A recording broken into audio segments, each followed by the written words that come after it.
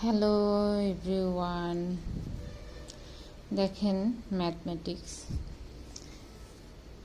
যারা commerce arts থেকে আসছে তাদের জন্য এটা একেবারেই নতুন।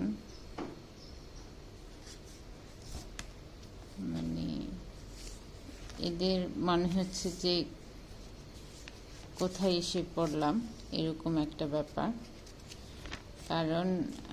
এটা সায়েন্সের সাবজেক্ট, কিন্তু ডিপ্লোমাগুলোতে দেখি আর্টস থেকে স্টুডেন্ট নিচ্ছে, আবার 2 পয়েন্ট পাওয়া স্টুডেন্টও নিচ্ছে,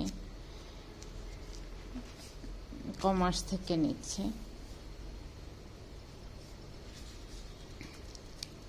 তো যারা ডিপ্লোমা ভর্তি হবেন আগে জেনে শুনে ভর্তি হবেন, কারণ আপনি সাবজেক্টগুলো না জেনে ভর্তি হয়ে পরবর্তীতে দেখা যাবে যে আপনি